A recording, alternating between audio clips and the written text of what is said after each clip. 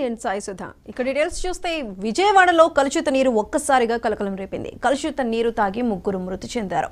మొగల్ రాజపురం పటమటవారి వీధిలో చాలా మంది అస్వస్థతకు గురయ్యారు. వారం రోజుల్లో 26 మంది కలుషిత నీటి బారిన పడ్డారు. వాంతులు విరేచనాలతో హాస్పిటల్లో చికిత్స పొందుతున్నారు.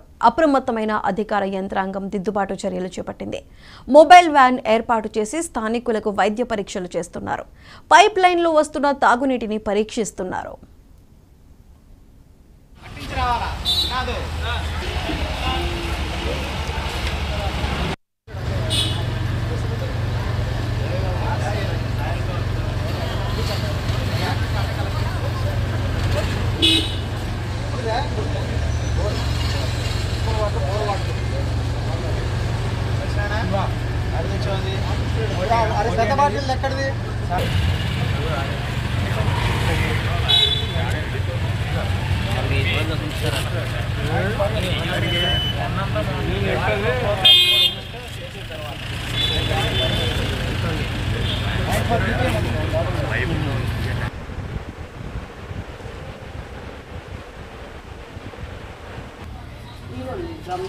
రోజు మేము వాళ్ళు వచ్చి కొంచెం కావాలన్నాయండి.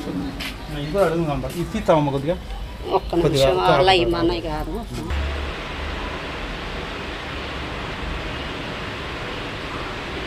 అదిగోండి సార్, ఈ నిన్న బట్టినాయి అండి, ఇవాళ బట్టినాయి, ఇవాళ అయితే కొంచెం నిన్న బట్టినాయి. అవి చూడండి, నిన్న అయితే ఇంతే. బండి కూడా పక్క పెట్టండి, అట్టించి రావాలా కాదు.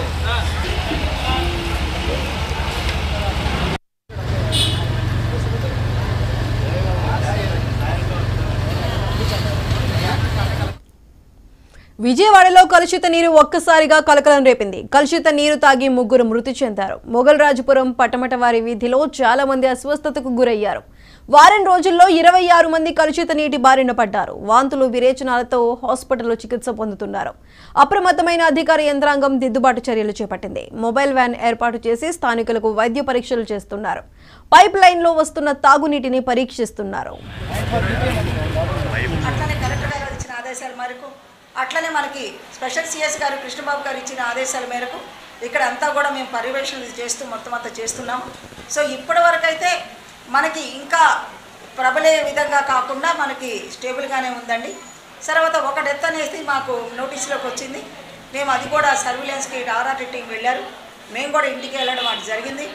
సో వాళ్ళు చెప్పడం ఏంటంటే ఆదివారం పూట ఉదయం పూట ఒక 4 విరోచనాలు అనేవి, తర్వాత ఎక్కడ అవ్వలేదు.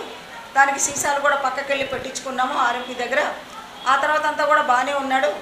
ఆ తర్వాత నైట్ టైము కొంచెం ఏదో చెస్ట్ డిస్కంఫర్ట్ లాగా చెప్పడం జరిగింది. అతను ఎపిలెప్టిక్ అంట, అంటే ఫిట్స్ వస్తాయంట, అట్లానే పెరాలసిస్ కూడా సంథింగ్ ఏదో ఉంది అని వాళ్ళు ఏదో చెప్తున్నారు.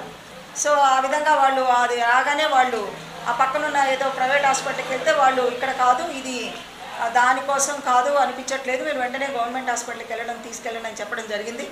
సో వాళ్ళు మార్గ మధ్యలో వెళ్ళినప్పుడు ఆ మార్గ మధ్యలో చనిపోవడం అనేది జరిగిందండి, దురదృష్టవశాత్తు.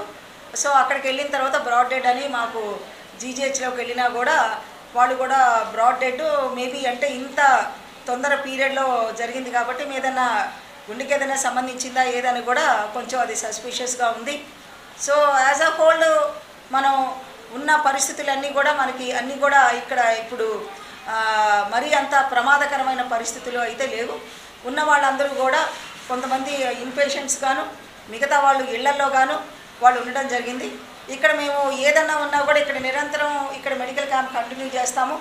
డాక్టర్లు కూడా ఇక్కడ ఉంటారు కాబట్టి, స్టాఫ్ అందరూ ఉంటారు కాబట్టి ఏది ఉన్నా కూడా వెంటనే ఇక్కడికి రమ్మని చెప్పి కూడా అందరికీ అవేర్నెస్ ఇస్తున్నామండి.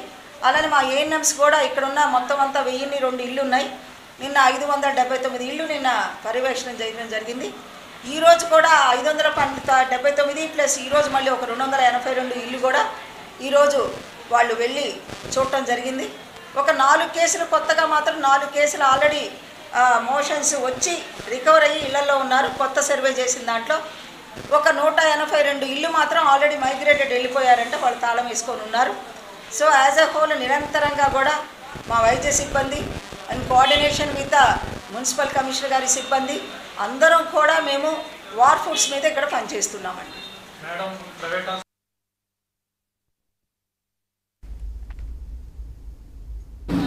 ఇంకో అడుగుదాం ఇది తీస్తామమ్మ కొద్దిగా ఒక్క నిమిషం అలా ఇమ్మన్నాయి కాదు.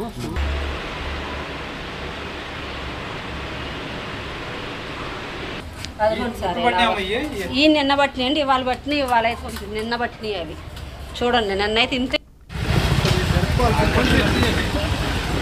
బండి కూడా పక్క పెట్టండి, పట్టించి రావాలా కాదు.